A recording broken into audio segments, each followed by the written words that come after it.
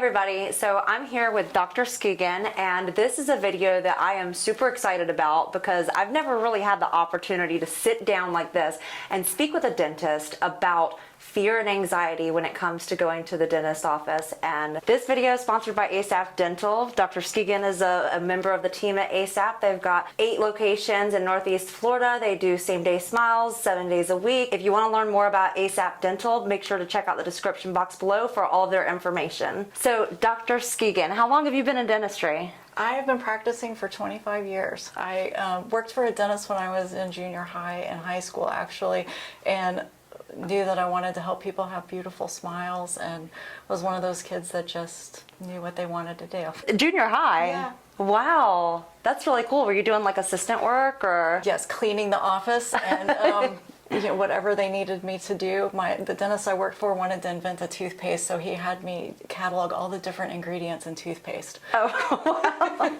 so then you had, keep me busy. Wow. So then you had like a unique, view into dentistry, and you just decided that that's something that I want to do. Yes. That's awesome. So then I guess since you've been doing this for so long, then you're well aware of how much fear and anxiety is associated with going to the dentist, especially if you are a potential denture patient. Needing to have all of your teeth out is so emotional. It is such a life-changing decision, and there are a lot of feelings and emotions that go along with that. Unknowns about what the cost is, what's going to be involved, what's the best decision to make, and then all the normal dental fears that can have to do with it being very invasive. It's a very personal thing that we're doing, and fear of pain, just fear of not having control of the situation. Yeah, it's one of those things that, you don't exactly get a manual for this. It's something that even if eventually you might lose some teeth along the way of life, you're not prepared for it. No matter what age, you're never prepared. And so I think that what tends to happen is that issues escalate, and maybe due to fear or financial reasons, people forego treatment, and then before they know it, it has snowballed and become a crisis that they're just not mentally prepared to deal with. And that is a big change, to get emotionally prepared for losing teeth. I think that you bring up a good point. If it is a crisis where there's infection or pain, it's much more difficult to emotionally deal with all of those decisions. And if you know that there's some things wrong, and you can get to the dentist and get an exam, learn what's going on and understand what your situation is, to give you some time to process everything, you'll feel a lot more comfortable. You feel like you have more control. It is empowering. I tell my subscribers all the time, it's like a roadmap. It's like you don't know where you're going without it. And so it's extremely important that you set up a consultation to really get a professional's opinion, because what you see in the mirror a lot of times is not exactly an accurate picture of what's really going on. Yes, and I see so many people that sometimes the situation's not even as bad as they think it is. They think that it's the end of the world, and sometimes it's not as bad. And there's a lot of relief when you finally get an answer about, hey, this is what we see that's going on, and this is what we can do about it, and come up with a solution. Right, that's a good point. I've had people who were like, I need dentures, and it's like, oh, well, no, I didn't. I just needed a little bit of restoration work. And so, yeah, you definitely want to visit the dentist and have them, explain to you what's going on. I think that one of the things that people are apprehensive about is that, I remember back when my teeth were at their absolute worst, there was so much shame and just embarrassment about how bad my teeth were. You can imagine constantly hiding them. And then you think about a dentist, you think they're going to have like perfect teeth, and I'm going to be laying in this chair with this stranger that I've never met before. They're going to have a beautiful beaming smile, and I'm going to have this light in my face highlighting what I try to intentionally hide from the world.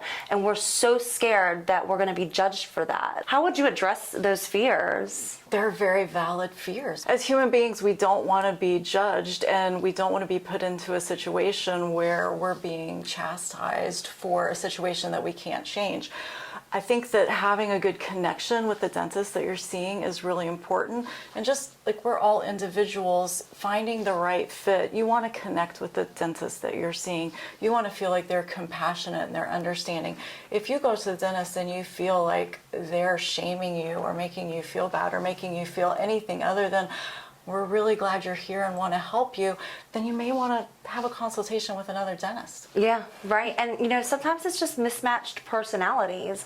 Everybody's different, and that's just the way that life is. Some patients really do want just give it to me straight, no fluff. I want to know exactly what's going on, and they don't need all of the empathy and compassion. But then other people, are really sensitive to things like this, and they need somebody that's going to, have that extra step of understanding and, words of encouragement. And so I think that it comes down to just finding who you match up with personality wise, because sometimes people say things and they don't mean to hurt your feelings, but it can happen. A lot of times when you have your intake forms, like there may be a place, and if you communicate that this is something I'm concerned about, whether it's that I'm embarrassed about how I look, or I'm worried about pain, I'm afraid that I won't be able to get numb because that's something that's happened before, letting the office know what things you're concerned about, they're better able to address those concerns and come up with a plan to make sure those things don't happen. Dr. Skigen just blew my mind because when I fill out intake forms and it says what are your concerns, I'm thinking, well, I'm concerned with the fact that I'm going to need all my teeth pulled. I never would have thought that that's a perfect opportunity to not be there in the moment of intimidation and fear, to just have that form be able to communicate that beforehand. If you were to see a form come through like that was I'm a little bit embarrassed about showing off my smile, I'm worried about being judged. If somebody wrote something like that down, how would the office staff receive that? I always review those forms before I see the patient, and if I see that, I'm going to change a couple things. That I'm not going to just barge in and be like, open your mouth and let me take a look. I'm going to talk to you face to face. I'm going to make sure you're sitting up. If you have on a mask and you want to leave that mask on, let's have a little bit of distance and have some time to get to know each other before we start getting into the really invasive, really, really personal information, so that we can talk about how you feel. Because there's often that moment that's really emotional where a patient does, come to tears, and a lot of times it's just, let's talk about how you're feeling and how do you, is this something that you're feeling a lot of sense of loss, a sense of grief, and let's take a moment to acknowledge that before we decide what to do next. Right. That's amazing. That's a really good piece of advice, because even if, your dentist office doesn't recommend something like that, I mean, obviously they do, which is awesome, but maybe if they see that form come through, they will have that heads up that they need to know, I should treat this person with a little bit of extra care. And if they don't, maybe you want to go to somewhere that does. Do another consultation. Right. That's really great advice. Another thing that I think that a lot of people run into is, when they're there and they're experiencing that anxiety and that fear, sometimes we feel like we want to put on our brave face, and we don't want to seem like we're complaining and we're taking up too much of your time.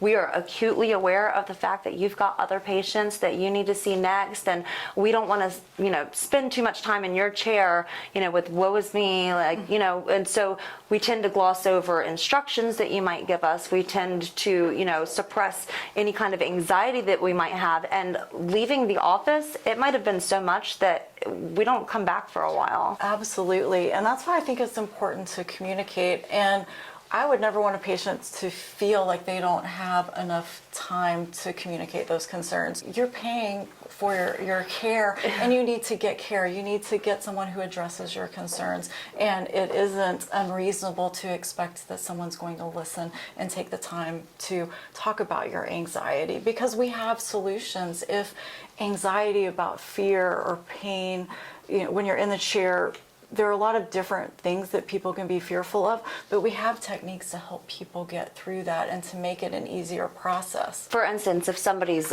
one of the biggest anxieties a person has is that they're going to go in there and it's going to be really painful. What are some ways that you can address that? One of the first things I want people to know about anxiety is that it's like a seesaw with control. And if you have control over the situation, your anxiety will decrease. And when you don't have control is when our anxiety gets a lot higher. So I always want to let patients know that the more we communicate, I want you to know that you have control in this situation. If we're doing something and you're uncomfortable or you have pain, if you raise your hand is the signal that I use a lot.